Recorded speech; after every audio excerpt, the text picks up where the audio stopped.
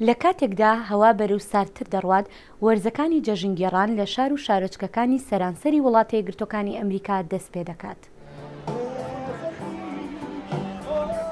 لە ڕۆژی شەممەدا شەقامێکی جۆرجتاون کە ناوچەیەکی بەناوبانگی بازارە لە واشنگتن دیسی بۆ هاتوچۆکردنی ئۆتۆمبیل دادەخرێت، بەڵام پڕ دەبێت لە خەڵکی کە خۆراک دەخۆن بۆ مەبەستێکی باش. من حەزم بە خواردنەوە لە کاتێکدا کە بزانم نان خواردنی من یارمەتی کەسێکی دیکە دەدات، ئەوە وام لێ دەکات کە تامی خۆراکەکەم لا خۆشتر بێت. کێڤن هاینسایمەر یەکێکە لەو 8,000 کەسەی کە بەشداری لە بەرنامەی بە ناوی تامی جۆرجتاون دەکەن. ئەم ڕێوڕسمە ساڵانەیە بە مەبەستی کۆکردنەوەی پارەیە بۆ گروپە ناحکومێکە خۆجێیەکان کە یارمەتی خەڵکی بێماڵ و حاڵ دەدەن. جیمز برانکۆ بەڕێوەبەری گشتی پێشوەبردنی کارداریەکانی جۆرجتاونە کە ئەم فیستیڤاڵەی ڕێخستووە.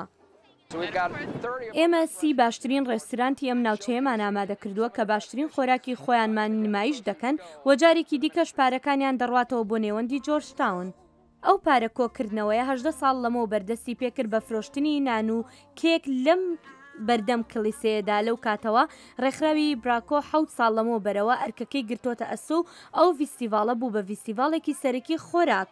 ساڵانە نزیکەی $150,000 بۆ بەرنامەی یارمەتیدانی بێماڵەکان کۆ دەکرێتەوە. پێمان وایە ئەمە باشترین شێوازە بۆ یارمەتیدانی ناوەندی ڕێکخراوەکان و چێژ لە هەندێک خۆراکی زۆر خۆشی ژوەردەگریت. دەتوانیت هەرچەکێک بنووسی، بەڵام وەکو ئەو خۆش نییە کە ئەمڕۆ لێرە ئەو هەموو خۆشیە دەبینیت. جێنی تامسیش هاوبیرە، ئەو وە دەستگیرانەکەی هێناوە بۆ ئێرە تا جەژنی ڕۆژی لەدایک بوونی بگێڕێت. ئەو زۆر حەزی لە خۆراکە. من هەندێک لێکۆڵینەوەم کرد تا شوێنێک بدۆزمەوە کە ڕێوڕسمی خواردن بێت یان وەرکشاپ بێت. دەرەنجام ئێرەمان دۆزێەوە و ئەمە مەبەستێکی باشیشە، جاوتمان بۆ نا.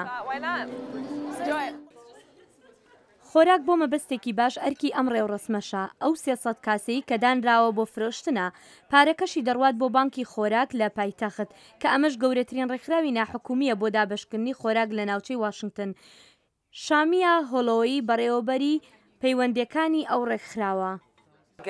میوانەکان دێن و یەکێک لەو کاسانە هەڵدەبژێرن بە $25 و پاشان دەیهێنە ژوورەوە خۆراکێکی سیمبولی شۆربا و نانیان پێدەدرێت.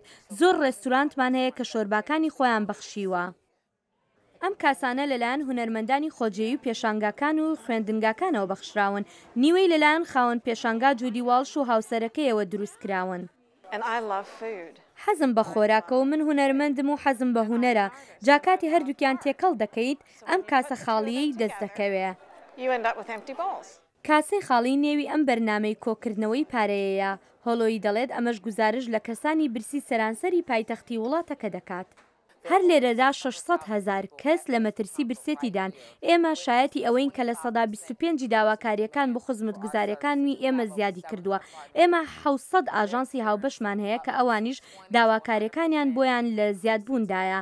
ئەوان خەڵکی جیاجیا دەبینن. ئەو کەسانی کە پێشتر نەدەڕۆشتنە بانکی خۆراک ئێستا دەڕۆن.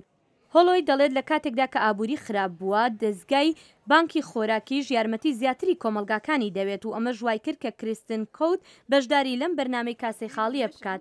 من بڕوام بەم ئەرکە هەیە و ئەمە ئەرکە یەکەمین شتە کە دەمێت یارمەتی ڕێکخراوەکە بدەم و پێم وایە خۆشترین خواردنە.